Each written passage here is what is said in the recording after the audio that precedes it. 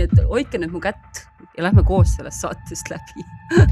Ja läks ta jalutama veel siis, kui oli niisugune üsna halb ilm. Ikka nagu vihmane ja lagane ja niisugune vastik. Aga politsei ei uskunud seda versiooni hästi. Arvas, et ta on ikkagi ise endale kuuli pähe lasknud. Sest et tema on meil kahjuks üks neist, kes on alati olemas selles nimekirjas, kui jälle tuuakse esile need kadunud inimesed Eestis, keda ei ole üles leitud.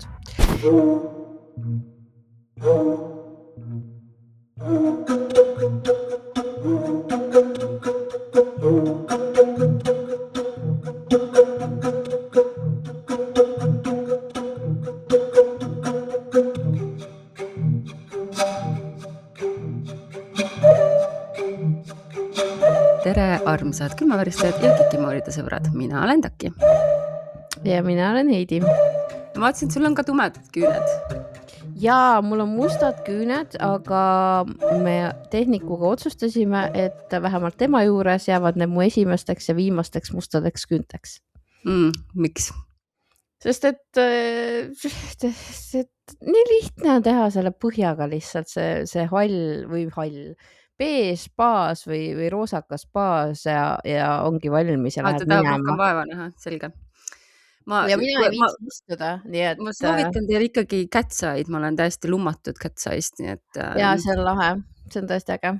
Ja, aga Mimmu-Dok is over ja aeg rääkida krimilugusid, sest et täna on meil eetris teie valitud teemaga saade ehk siis teadmata kadunud. Või järjatult kadunud või something kadunud. Midagi kadunud inimeste saade ja selle teema siis hääletasid lukku meie toetajad Patreonis ja YouTube'i kogukonna liikmed. Kuidas te saate ise osa sellest saada, kuulete õige pea. Aga suur aitäh, et te kaasa rääkisite, oli põnev taas kaevata temaatilisel rajal ja mulle tundub, et me mõlemad oleme vist päris ägedaid lugusid leidnud. Äge, Kikimoorid äge, jah. Hashtag Kikimoorid äge, sellepärast, et nagu te teate, siis kaduma minek on minu jaoks üks kõige suuremaid hirme. Ja ma ei tea, mis selles on, sest et tõenäoliselt, kui ma ise kaduma lähen, siis ma ju tean, mis muga juhtub. Aga ma ei tea, miks just see nagu krimivaldkonna osa on nii jõudne, sest et see ei pruugi alati ollagi ju midagi vägivaldset, see võib olla vaimse tervise probleemid, mis sageli ongi, võib olla terviseprobleemid, võib olla mingi tobe õnnetus. Ma lihtsalt ütlen ära, et kui mina peaksin nüüd lähiajal ära kaduma salapäraselt, siis politsei peaks kõigepealt ühendust võtma ühe punapäise, ühe Eesti esirokkari kaasaga, sellepärast, et tõenäoliselt on tema siis süüdi. Okei. Ja, et sa ütled seda sina, kes sa jäid täna 1 minut salvestusele hiljaks ja ma juba paanitsesin. Ja, siin on... ma räägin boonusest seda. Ma räägin boonusest seda. Mul on ikka siukest tiid praegu, et karju appi. Aga kas seda siis, kuidas boonusosa kuulete siis ka saate keskel, kui meil on kohustuslik väike pausikene. Nii et kui teie huvi praegu tõusis, siis ärge tehke seda skippi, vaid kuulake natukene, mis me räägime. Aga samas see ei ole ka mingi raketiteadus. Ei, see on lihtne. See on lihtne. On meil midagi peale draama ka juhtunud Creepit? Vist ei ole. Ei ole. Minu jaoks on lihtsalt nagu päris elu juba piisavalt õudne. Jah, tõsi. Selles mõttes, et ma tulin Iirimaalt tagasi reedel ja Dublini lennujaamas tabas mind järjekordselt see iga kord on üks ja sama asi, kui sa ootad eestlastega koos üle pikka aja, eestlaste seltskonna sees ootad lennukit. Ja ma jõudsin juba esimese 3 minutiga nii kettasse minna. Jep.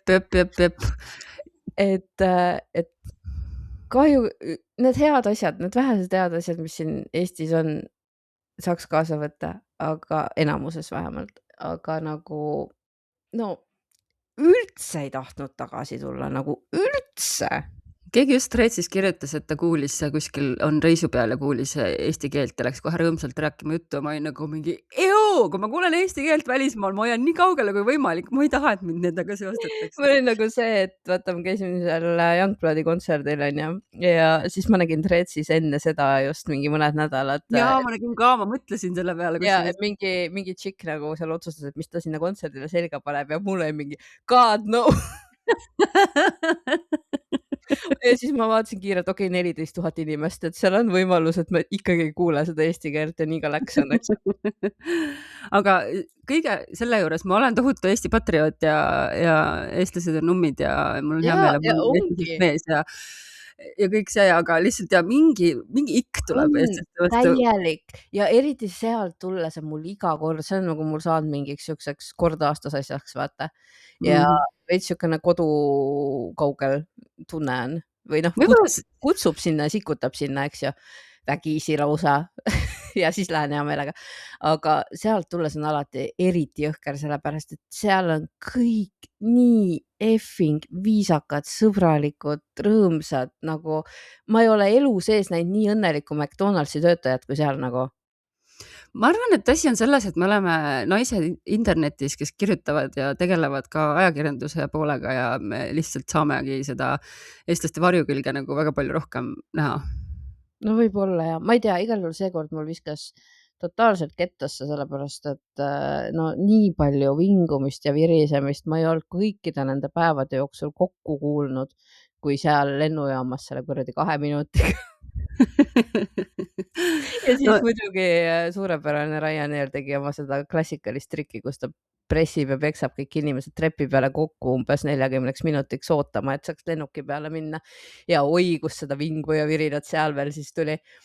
Ühesõnaga paranormaalne. Täiesti. Eestlaste virisemine on paranormaalne. Eestlased ise osad, jumala fine, teie olete jumala fine, nagu te olete super. Teie olete super, jaa. Aga kuidagi väga raske on see kohanemine tagasi seekord, jah.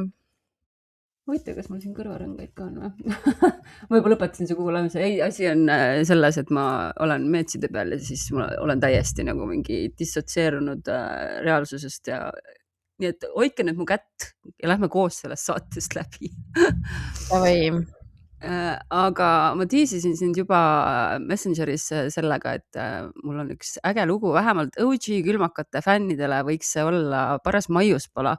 Ja selle eest ma tänan oma ema, kes mulle saatis selle vihje, et mul on jäänud ühes legendaarses loos üks väga oluline aspekt kajastamata, mida ma saan siis täna teha.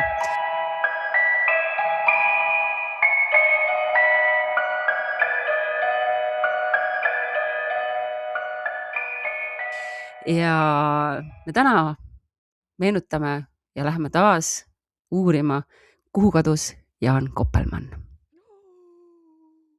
Täpselt see reaktsioon, mida ma vaatasin.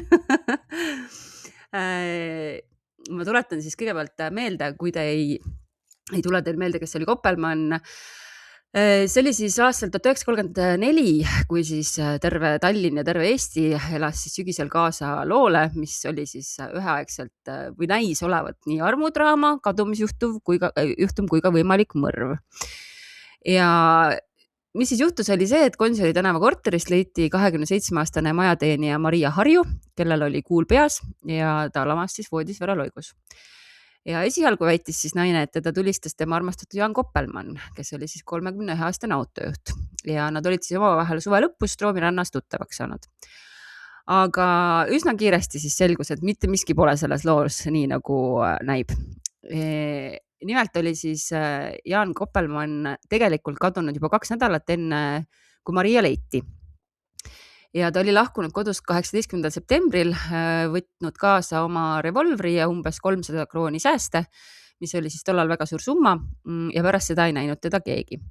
Ja tema õde pöördus politseisse juba enne, kui Maria leiti, kartes siis, et vennaga on midagi juhtunud.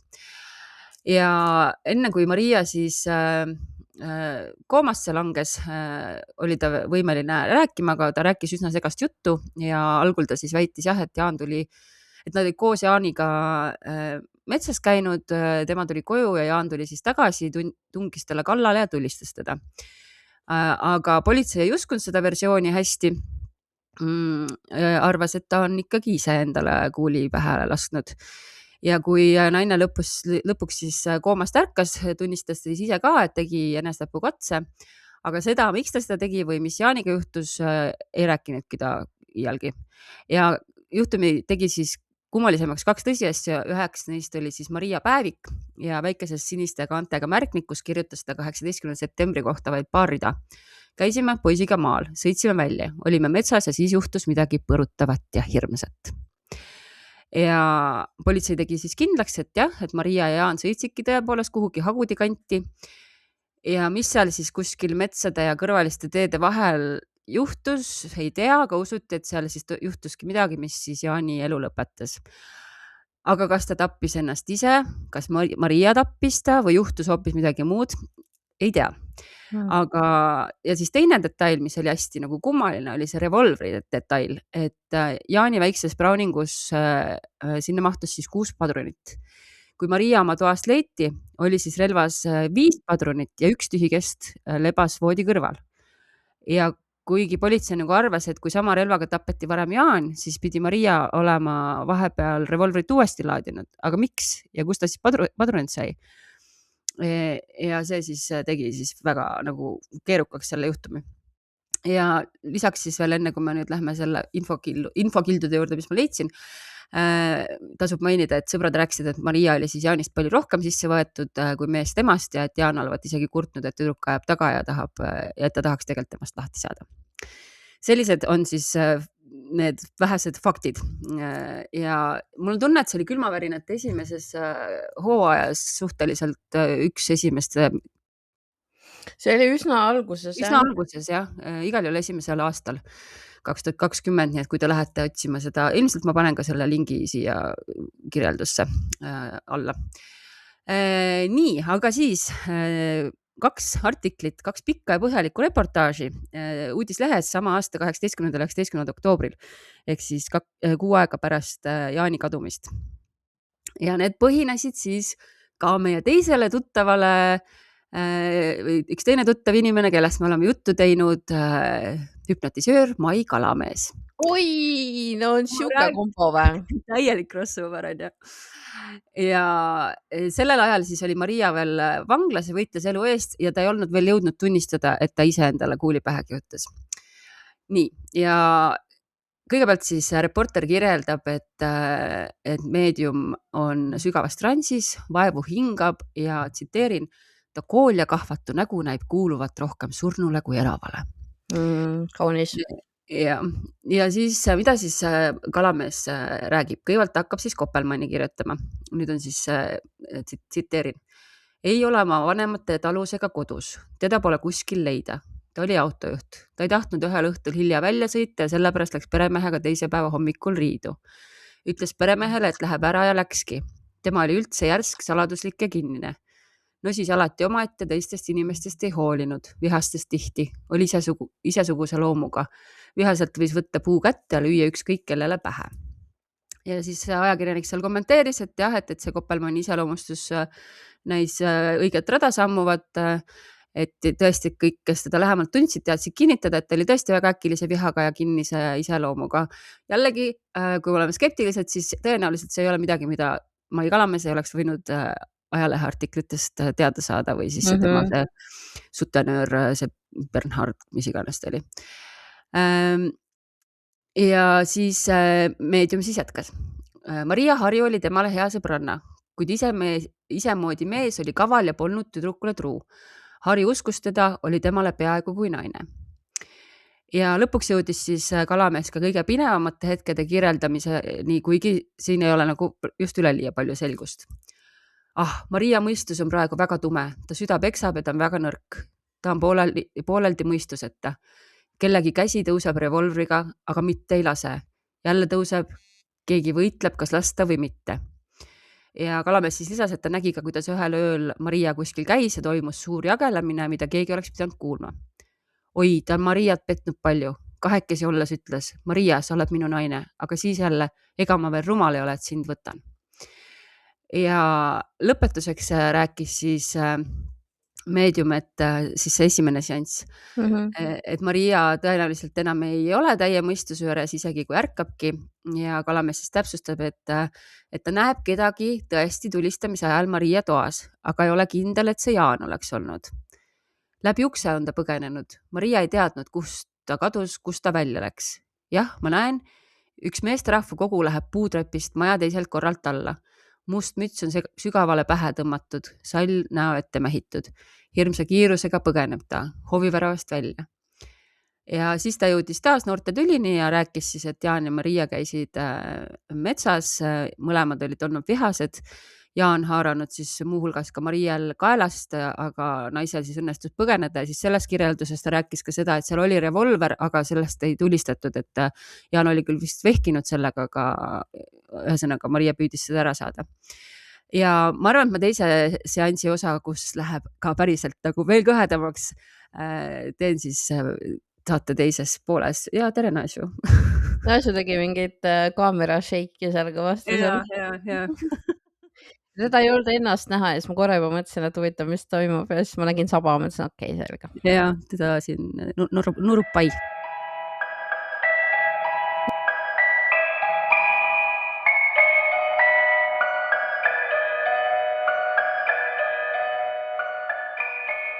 Nii, aga mina läksin täna seda rada pidi, et ma otsisin kadunud eestlaste juhtumeid välismaalt, sest et no Eesti minu jaoks täna või okei, boonusest tuleb. Ja leidsin siis sellise asja, kui siis 8. novembril 2011 kirjutas Õhtuleht sihukest lugu, et Surrey politsei otsib juba mitmendat päeva Heilike vähit ja abiks on võetud kõik kutselised ja vabatahtlikud päästjad ja kopterid. Ja 22-aastane Heilike elas siis Hydestillis.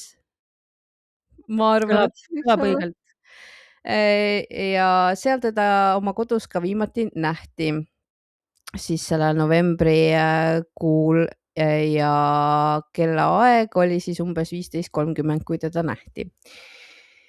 Ja politseiseersant Buckham rääkis BBC-le, et see kadumine on kuidagi täiesti out of the box. Selles mõttes selle naise või neiu jaoks, et see ei ole talle kuidagi omane. Ja mures olid siis nii kodused kui ka seal Surrey's elanud sõbrad, kes ei mõistnud siis, miks Heilike pidi minema jalutama.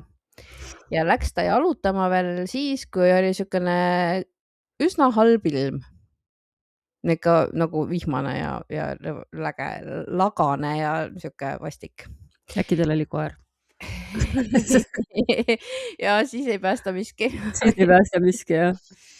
Ja lähedased siis kartsid, et äkki teda tabas mingi terviserike seal väljas. Et väljas ju oli jahedavõitu ja sadas paduvihma ja kõik see muusika ühesõnaga raskendas siis politseil ka otsinguid. Ja kõigepealt siis keskenduti teele, mis viis siis järgmise suure maakeskuseni, milleks oli Godalming vist. Ma olen nii halb selles, I know. Kuidas nii inglise keelega hakkama ei saa? Ma olen unine ka tegelikult, märkasin pool tundi tagasi. Ma ärkasin kell 6 ja rohkem ei ole und tulnud täiesti. Ja igal juhul ta oli seal teadaolevalt käinud varem tihti jalutamas. Ja ühesõnaga see Godalming on ise nagu siuke üsna Londoni lähedal ja paljud inimesed sealt käivad siis pealinnas tööl, et sinna saab linnalähirongiga niimoodi siuh-säuh. Ja ajapikku siis kohalikud ajalehed, kes Heilikese kadumist kajastasid, muutusid järjest murelikumaks, sest et vihjeid nagu väga ei tulnud, samamoodi oli politsei siis oma juhtimiskeskuse selle protseduuri jaoks või operatsiooni jaoks seal natukene ümber kolinud ja ka nemad nagu väga vihjed ei saanud. Ja neiu kirjeldus oli siis see, et keda siis otsiti, vaata otsimiskuulutuses ikka on see kirjeldus. Oranžikaks värvitud juustega sinisilm, kellel on rõngas ninas ja paremas randmes. Ta kannab prille. Mis seal paremas randmes on? Rõngas. Rõngas paremas randmes? Jah. Nagu siukesed rõngad või? Ma ei tea, mis rõngas, äkki tal oli pandud naha alt läbi ikkagi, nagu ma eeldan. Neid pannakse ju igale poole. Või siis on see plaadiga, jah? Aga siia Jah. kätte vist ei saa plaati panna, ta peab olema siukse kõva peal, mis on see terma. Ma nii täpselt ei tea, aga seda ma tean küll, et auke tehakse igale poole ja olles näinud selle neiu pilti, siis ma ei kahtleks selles, et tal võis see olla. Aga who knows, tegemist võib olla ka meie lugupeetud Eesti ajakirjaniku erroriga. Ei kinnita, ei lükka ümber. Igal juhul. Eestlastest sõbrad siis iseloomustasid Heilikest kui rõõmsameelset neiut, kes oli väga suur moodsa muusikasõber ja temal olevat olnud kogu aeg väga palju erinevaid originaalseid ideid. Igal juhul aeg läks. Sellest kadumisest oli juba möödas 2 nädalat ja mitte keegi ikka mitte midagi ei teadnud. Ja tema perekond siis tegi avalduse, kus palus kõigil, kes vähegi siis Heilikese asukohast või saatusest midagi teavad, sellest kindlasti teada anda. Aga politsei oli saanud mingi vihje, et Heilike võib olla kuskil Birminghami kandis. Ma arvan, et ta võis sinna minna selleks, et Peaky Blindersi neid kujuare avastada, sest et why not? Okay. Why not? Ja ma ei tea, seda ma mainisin juba, et ta oli Põlvast pärit, on ju? Ei maininud, igal juhul. See tüdruk oli Põlvast pärit. Üks põlvakas just helistas mulle Telegramis sisse arvutisse, loll. Teab, et meil on ühine kalender, kuidas ta ei tea, siis ta teab, et ma salvestan iga nädalal täpselt sellel ajal. Vaadaku enne, kui ta helistab mulle, siis samal ajal, kui ma lihtsalt... Seda andeks ei saa, see on ei nagu, come on. Nii, igal juhul see Birmingham siis oli Heilikese kodukandist nii 170 kilomeetri kaugusel. Ja siis seal see politseiseersant ka nagu nad ikka teevad, siis kui keegi kadunud on ikka natuke aja tagant, näitavad oma nägu, räägivad midagigi, isegi kui neil infot väga ei ole. Ja tema siis 2 nädalat pärast kadumist tuli ka ja andis oma kommentaari, et rõhutas, et selline kadumine ei ole Heilikesele üldse iseloomulik ja et see tekitab tema perele ja sõpradele väga suurt muret. Ja loomulikult, mis siis juhtus see, et kui keegi on eestlastest välismaal kadunud, siis Eesti ajakirjandus läheb hulluks ja üritab välja tõmmata kõik, mis vähegi veel võimalik sellest, eks ole. Ehk siis vahepeal me juba käisime Ekspressis, nüüd me oleme tagasi Õhtulehes, kus siis oli ajakirjanik võtnud välja või lahti Heilikese Facebooki lehekülje ja teinud väga täpse ülevaate sellest, mida tema siis seal nägi. Et tal olid seal siuksed imelikud asjad kirjas olnud. Kui mina peaks kaduma minema, siis ma ütlen, ajakirjanikel läheb ikka väga keeruliseks. Esiteks juba minu eluloo kirjeldamine, minu sotsiaalmeedia kammimine, podcastide kuulamine. Mul on liiga palju digitaalset jalajälge. No igal juhul ta oli kõik need oma jalutuskäigud nagu postitanud siis Facebooki ka, et põhimõtteliselt anyone oleks saanud vaadata seda ja üsna täpselt aru saanud ilmselt. Ühesõnaga stalkerile mõjus pole. Hea saak ja siis nad kaevasid, Õhtuleht siis kaevasid välja Heilikese kunagise klassijuhataja Põlva Ühisgümnaasiumis, kelleks oli siis Jaak Kepp ja tema siis rääkis, et tegelikult ei ole see midagi nii mitte iseloomulik sellele naisele, et ta niimoodi ära kaob. Et 2006. või 2007. aastal, kui mobiiltelefoni tal siis veel ei olnud, oli ta samamoodi siis ära kadunud, nemad olid klassiga Tallinnas ekskursioonil käinud ja lihtsalt lasigi jalga. Vot. Palju originaalseid ideid. Just. Ma ei tea, kas ma tahan või ma ei taha, et mind nii iseloomustatakse, kas siis, kui ma kaduma lähen või mu peielauas või mis iganes. Võib-olla tahan. Aga nüüd ma jõudsin ikkagi lõpuks järjega sinna, mida ma enne otsisin, ehk siis need tema sõnumid seal Facebooki lehel, mida ta oli ise postitanud. Variant 1, mis mõte on elul, kui me millalgi nagunii sureme?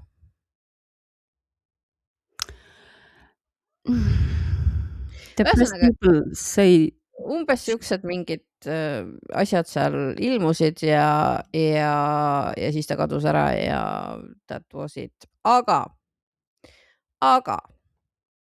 nüüd praeguseks hetkeks me oleme jõudnud punkti, kus ta oli kadunud olnud 5 nädalat. Nüüd emana see tundub nagu räme piin lihtsalt. Ja on inimesi, kes on aastaid kadunud. I know, aga nagu juba see aeg on siuke, et nagu ma ei kujuta. No kuule, teadmata kadunud paar tundi juba on. Ja, täpselt. Igal juhul siis meil on õnneliku lõpuga lugu. Meil on õnneliku lõpuga lugu sellepärast, et 5 nädalat oli ta kadunud ja lõpuks siis leiti ta üles Šotimaalt. Okei, I get the vibe. Nii, on ju? Sama. Ma hakkan nutma siit. Ma tahan nii väga reisile, et ma ei jõua. Ma lihtsalt, isegi ma ei taha välismaal, ma tahaks kas või kuskil hotellis ööbida, ma ei suuda enam. Sul on uus tool või? Ei, ma kogu aeg sellega olnud. Valgeks on läinud ja nüüd ma näen, et see on ilus roosa. Jah. Ok, nii. Ja Vello Vähi siis, kes Heilikese isa on, tema siis elas Soomes ja tema siis kinnitas Lõunalehele, et tütrega on tänaseks kontakt saavutatud ja temaga on kõik korras ja Heilike jäi siis ise Inglismaale, kus ta siis ju varasemalt meil elas ja töötas ja tegi tööd edasi. Ja hullult tahaks teada, mis siis nagu juhtus või... Aga siis on ikkagi, see osa on teadmata? See osa on teadmata sellepärast, et see isa andis ainsa kommentaari ehk praegu käib politsei juurdlus ja tema seetõttu ei saa ega taha anda rohkem kommentaare tütre leidmise teemal. No ju seal oli mingi tervise teema, tavaliselt tähendab see seda. Võimalik jah, aga kummaline selle asja juures oli see, et sellest, et Heilike üles leiti seal Šotimaalt, sellest said tema lähedased siis siin teada niimoodi, et üks sugulane uuris siis Inglismaa seda politsei veebilehte ja seal oli ilmunud teade selle kohta, et ta leiti üles, et ta on elus, aga keegi sealt nagu ühendust ei võtnud väidetavalt siinsetega. Issand jumal, kui nõme. Mis on nagu eriti haige. Ma ei tea, kui see tõesti nii oli, siis... See juhtus pärast Brexitit või? Mis aastal meil see Brexit oli siin? Ma ei mäleta. Aga ei mäleta ausalt öeldes. 2011 tundub enne. Jah, 2011 on kindlasti enne. Ja, ikka enne. Vot, ühesõnaga siukene madness. Ma tahtsin ühte kinda õnnelikku lugu. Jah, see on õnneliku lõpuga, loodetavasti ta sai abi, kui tal oli seda tarvis, vähemalt leiti ülesse. Ja üks õnneliku lõpuga koht, Happy ending place on meie patreon.com /kikimoorid ja YouTube'is, kui te liitute meie kogukonnaga, siis teie toetate meid ja meie anname teile lisaväärtusena meie saatemärkmeid, artikleid, saate hääletada teemasid, nagu see tänane saate teema, boonusosasid, saated jõuavad varem kohale, igast ägedaid asju. Koerapilte. ja sealt leiab igasuguseid asju ja me ikka postitame sinna aeg-ajalt üht-teist, kolmandat. Mhm. Nii et ma saan aru, et mingi salalaivi, Patreoni laivi mõte oli ka vist ja Youtube'i membership'e Oli, mõte. kui meil salvestus läbi saab, siis ma pakun sulle ka ühte kuupäeva välja selleks, mis ma vaatasin meie produktsioonikalendritele. Aga igas saates me ütleme siis ka aitäh meie toetajatele ja kas sa tahad alustada YouTube'iga? Alustan Youtube'ist. Kõigepealt aitäh sulle, Kalju Kits, kes on meil Youtube'is vipp-külmaveristaja ja aitäh külmaveristajad Steffi, Keidi, Murumaak, Birgit, Jane-Riin, Ave, Alice, Jaanika, Õnne, Maret, Egle, Liisi, maailma kõige ilusama seljaga Marek, Marge, Õnneli, Kati, Saša, Maarja ja Pirjo. Kas see on nimes tal kirjas, et tal on maailma kõige ilusam selg või? Ei, pildi pealt paistab. Okei, objektifitseerid, okei. Sa oled jõusaali hunt, ma saan aru, sa oled jõudnud sinna teisele poole ära. Aga Patreonis saab nimesid muuta ja seda ka te olete tublisti teinud, et meil on alati huvitav lugeda ja pluss saate ka omalt poolt promoda midagi, kui teil on midagi promoda. Ja alustame siis vipp-külmaveristajateks, kelleks on Indrek, Mumm ja Volkergeist, Karina ja Anne-Mai ja Põlvakas ei ole jõudnud oma nime ära muuta, taki, musi, ämblik, sellise nimega on ta siis sel nädalal. Aitäh Kikkide sõbrad, kelleks on Pillerin, Hufflepuff, Bentley Heiks, Evil Devil ja aitäh külmaveristajad Endre, Kelly Y-ga, Kerli, Merle, Shirley, Malle, Ketrin ka Y-ga, Kadi Oliver, Krista, Viirastus, Väike-Päike, Krets, Valgesiil, Ellu, Helina, kellel on siis kummituse emoji ja kõrvitsa emoji ja ta märgib, et takis on endiselt kõrvits. Mul hakkab võib-olla isegi meelde jääma nüüd. Liina, aitäh, Kersti, Aksateera, Erki, Anni, Maiken, Ansu, Marta, nimi veel kord muudetud, Ilona, Anne ja Tondiste. Ja aitäh Kristin, Regli, Annika, Kristi, No Name, Airi, Häli, Karena, süvariigi kriminaalne Pipi, Kreetsu, Diana from the Moon, Kelly, Bell, Gratu, Käti, paranormaalselt ratsionaalne, uhuu. Täpselt õige. Madara, Kiku Krissu, Heili, lihtsalt kõrvits, Eveliine, Torit, Dollhouse stuudio, kummitusnukud, Anette ja Paul ja Tõnsa. Päris palju nimesid on, päris palju on teid meid toetamas. Tõesti on päris palju. Aitäh teile. Ja lähme siit siis Koppelmanni ja Kalamehega edasi.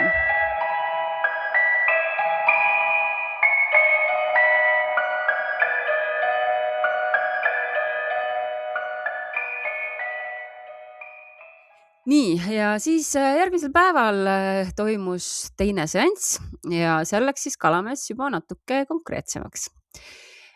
Küsiti siis tema käest, et konkreetselt, kus praegu on Jaan Koppelmann. Selle peale ta siis jutustas. Jaani ei ole enam elus, teda pole kuskilt leida. Mariaga oli ta suur sõber. Tihti tegid nad üheskoos väljasõitusid, mõnikord ka autoga. Kuskil Tallinna ligidal, Pirita ligidal, kus on mets ja jõgi lähedal. Seal on nad tihti käinud. Seal lähedal on ka üks pood, kus nad kahekesi iga kord sees käisid ja ostsid midagi. Nad istusid metsa all, kõndisid kahekesi kõrvu, rääkisid ja lõbutsesid. Mõnikord oli neil ka nääklemisi ja omavahelisi pahandusi. Siis ta jõudis selle saatusliku päeva kirjeldamiseni. See oli üks pühapäevane päev, aga see pole enam see mets, kus nad alati käisid. Siin on jõeäärne niiske heinamaa, tükati on lausa vett. Jõgi on sügav, üle jõe käib väike sild, lähedal on küün, heinad sees. Ümberringi madal mets, noor mets, kus mõned üksikud kõrgemad puud sees. See koht on linnast kaugel, aga pole ka väga lähedal Jaani isa kodule. Siin metsas jalutavad Jaan ja Marie. Alul kõnelevad ilusti sõbralikult, aga siis hirmus. Jaan on nii arg ja imelik. Jaaniga on halb tundmus, midagi väga paha on temaga. Ta tahaks midagi ette võtta, tahaks kuhugi kaugele ära minna. tal on kahju oma töökohast. Ta otsib kokkusaamisi Mariaga. Jaan lubab ennast maha lasta, ähvardab ka Mariat tappa. Siis nad lepivad jälle ja on sõbralikud. Jälle tülitsevad nad, rahaasjade pärast tülitsevad. Maria võtab Jaanilt püstoli ära. Jaan nõuab tagasi, küsib vihaselt. Maria ei anna. Tekib rabelemine. Ma suren niikuinii, ütleb Jaan. Kas siis muud surma polegi? Ja siis läheb Jaan kuhugi. Marial on hirm. Midagi hirmsat juhtub. Maria on süüdi Jaani surmas, aga kaudselt, mitte otseselt. Mina ei taha enam elada, ütleb Jaan. Maria palub. Jaan on äge. Maria põgeneb hirmu pärast. Nutab. Tuleb jälle tagasi. Rabelemine. Maria on meeleheitel. Maria ei anna püstolit. Ah, kui hirmus. Maria ootab, et Jaan tuleb tagasi. Tal on hirm, ta ahastab. Aga Jaan ei tule. Ei tule. Ja siis ta ütlustas, et ta näeb jõe ääres mingit imelikku tompu ja ütleb, et Jaani peaks otsima jõest ja tõendeid jõe kallastelt. Ja siis tsiteerin, aga siiski ta leitakse kord. Ta leitakse sealt, kus on sügav jõgi, heinamaa, heinaküün, näeb meedium. Sinda pani mööda. Teadupoolest teda ei leitud. Aga nüüd me jõuame selle tõelise süžee pöörde juurde. See tuli siis, kui Kalamees uuesti oma nii-öelda siis pilgu Maria Harju poole suunas. Mis see on, et kõik on segane? Miks näen ma ikka ühte inimkogu välja minemas Maria Harju toast pärast seda hirmsat silmapilku? Kitsas puudreb teiselt korralt alla, üle hoovi. Aga miks ma ei näe tema sisse tulemist Maria tuppa? Miks pole teda näha pärast ka tänaval? Hirmus. See polegi inimene, see on vaim. Sellepärast ei näe ma teda. Jah, ta paistab läbi ja tänaval valgub laiali kui udu. See kole Pirita vaim on käinud Maria juures. See vaim, kes nõuab ikka ja jälle uusi ohvreid. Jah, tema otsib igal pool, kus on enesetapmise mõtteid haudavaid inimesi. Neid tema otsib. Kui Maria endale kuuli pähe lasi, siis ta nägi seda vaimu. Ta arvas, et Jaan Koppelmann on tulnud. Mõtles segaselt, et Jaan on teda lasknud. Aga see polnud Jaan, see oli vaim. Otsige jõe äärest. Vaimu või? Jaani või? Jaani. Vaimu ka tõenäoliselt. Ma saan aru, et mingi Pirita jõe vaim. Väga coolilt kõlab see. Aga selles osas ta pani õigesti, et ei olnud Jaan, kes tulistas. Et Maria tahtis tõesti, jah. Igal juhul siis, nagu ma korduvalt olen öelnud, siis Jaan Koppelmanni kunagi ei leitud. Maria Harju ärkas üles ja tunnistas tõesti, et ta suunas relva enda suunas ise. Täpselt nii, nagu Kalamees oli öelnud. Ja on täitsa võimalik, et Jaan võis oma elu lõpetada Kodutalu Heinamaalt läbivoolavas jões, kus ta siis noorena sageli armastas viibida ja kalastada. Aga teisalt ei uskunud inimesed, et Jaan oleks olnud väga enesetapule kalduv ja politsei viimaseks versiooniks jäi, et mees võis end juurukandis mõnda soolaukasse uputada või sinna uppuda ja Maria jäi siis ainsaks inimeseks, kes teadis, mis tegelikult juhtus. Või kas ta teadis? Ma ei tea, kas ta teadis. Ta teadis, mis nende vahel juhtus, aga ta ei tea, võib-olla ta ei teadnud, mis Jaaniga sai. Et kui nad tõesti läksid seal metsas tülli ja Jaan teda ründas ja ta lihtsalt minema tormas, ma ei tea. Aga kus sa seal kuskilt juurusoode kandist või Hagudi metsadest nagu... Hagud on ju suht lähedal sinna. Üsna. Kõik on Raplamaa. No kõik on seal...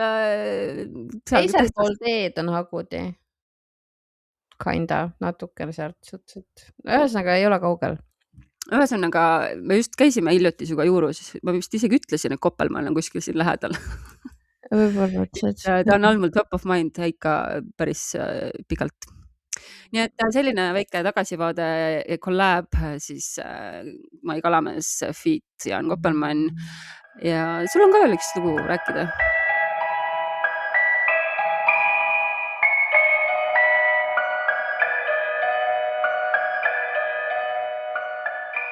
Ja mul on üks lugu rääkida, see on üks sükene lühem lugu, sellepärast selle kohta ma väga palju ei leidnud, aga see-eest ma jätan boonusesse ühe üsna lohe moodi asja ja kui meil läheb ajaliselt kriitiliseks, siis ma lihtsalt panen selle lohe moodi asja meile mujale üles. All right. Salang kohta. Aga nii, ta ei taha mulle anda seda midagi pärast, huvitav. Ja lisaks on sul boonusosas ka draamat. Minul on boonusosas, mul on valida. Ma pean selle draamaga nagu läbi mõtlema, kuidas ma vormistan seda draamat, aga draamat tuleb ja selles mõttes ära ei jää see draama, sest et I have to. Nii, aga Maris Olesk, siis on ilmselt nimi, mida on kuulnud nii mõnedki, sest et tema on meil kahjuks üks neist, kes on alati olemas selles nimekirjas, kui jälle tuuakse esile need kadunud inimesed Eestis, keda ei ole üles leitud, kes on juba väga pikka aega kadunud. Tema siis oli sündinud 72. aastal, kõigile noortele kuulajatele 1972. aastal, jah, ammu, väga ammu. Ja lahkus siis 11. märtsil 2010 lõuna ajal Tartu Ülikooli kliinikumist, kus ta siis töötas klienditeenindajana. Ja ta plaanis ilmselt peagi tööle naasta, sest dokumendid ja isiklikud asjad oli kõik oma töökohta jätnud. Aga ometi oli ta pärast seda viimast korda, kui teda nähti, täiesti kadunud. Ja Maris oli siis umbes 165 sentimeetrit pikk ehk kehaehitusega ja temal olid sellised tumedad, punakad, pikad juuksed. Ja kui ta kaduma läks, siis kandis ta helesiniseid teksapükse, sellist hõbehalli läikivat jopet ja peas oli tal kootud pruuni värvi müts. Ja politsei siis tuvastas hiljem, et Maris oli pärast kliinikumist lahkumist kellelegi helistanud ja kõne positsioneerimine näitas, et telefon viibis sel hetkel kuskil Luunja mobiilimasti levialas. Aga sellest infost ei olnud politseile paraku väga palju kasu, sellepärast et sama mobiilimasti levialasse jäi põhimõtteliselt kogu Anne linn. Aga ma mõtlen, et ega kliinikum on ju hoopis teisel pool ju. No ma ei tea, kus ta siis sinna Kas ta lahkus töö juurest ju? Jah, töölt lahkus. Okei. Mina ei tea Tartu kaarti selles mõttes, ma olen jumala loll selle koha pealt, ma tean, et sa sõidad sinna sisse Tallinna poolt ja siis sul on see naeratav õhupall seal Lõunakeskuse oma ja that's about it nagu. No kliinikum ongi nagu selles, sealpool linna nagu.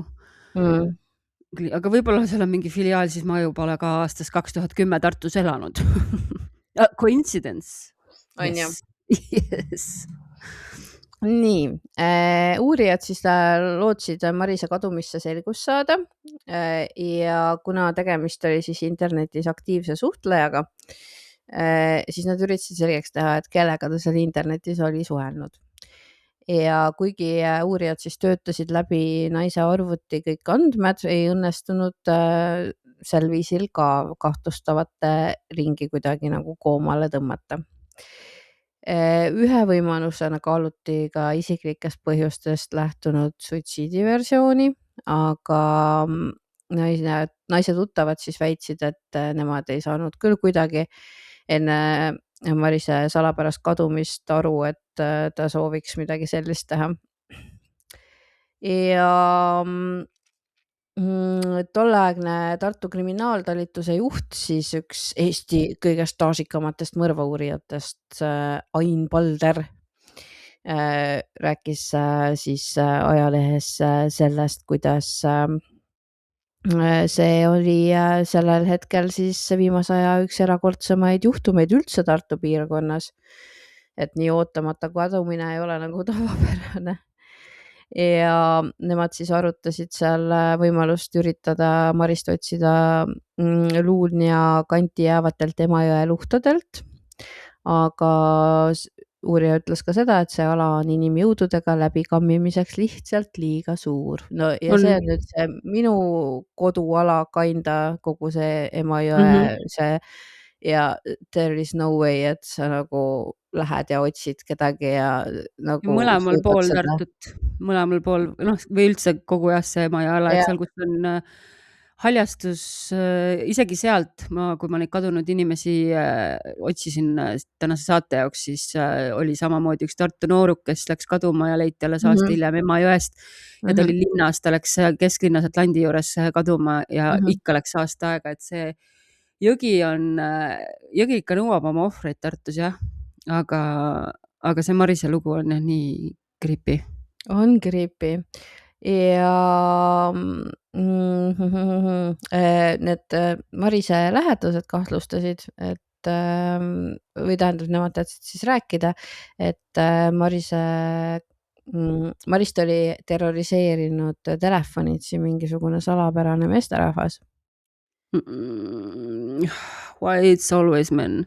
I don't know ja nemad siis kahtlustasid, et Marise kadumise taga võibki olla seesama meesterahvas. Aga selles osas nagu ka keegi kahjuks targemaks ei saanud. Ja Marise sõbranna siis 2 nädalat pärast Marise kadumist kommenteeris veel, et temal südamest jõnksu läbi käinud ei ole. Ja usun, et Maris on elus, ükskõik mis ka juhtus. Mis tänaseks, selles mõttes tõenäoliselt siiski ma ei usu seda kahjuks. No kohtu otsusel on ta surnuks kuulutatud. Ja kuulutati jah surnuks selleks, et saaksid siis tapmise paragrahvi põhjal seda tagaotsimist seal teha, on ju. Ja võimalikult palju siis ressurssi rakendada selle jaoks, et teda leida, on ju, nagu ma aru saan, see oli see point vist, eks. See oli vist seal Risto artiklis, on ju, Berensoni.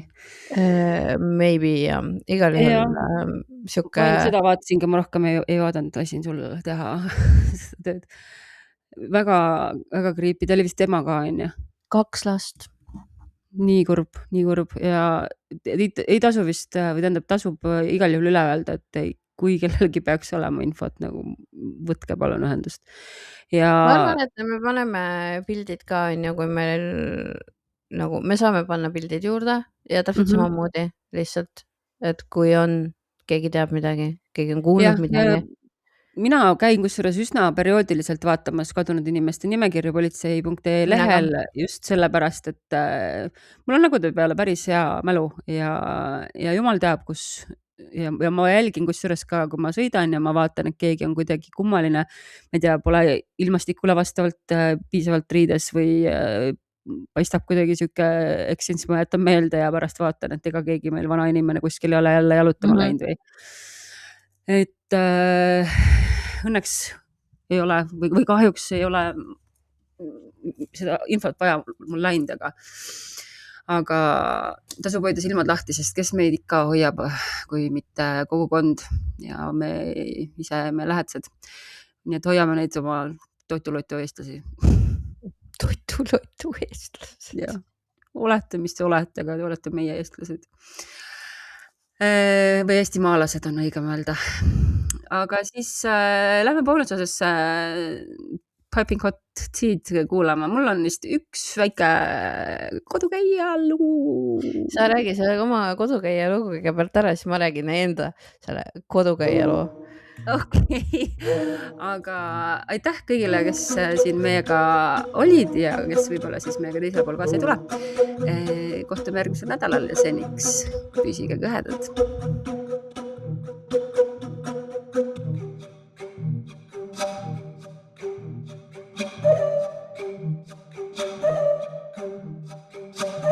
Aga siis ma võtan oma kodukäija, kes tuli mul kadunud otsinguga.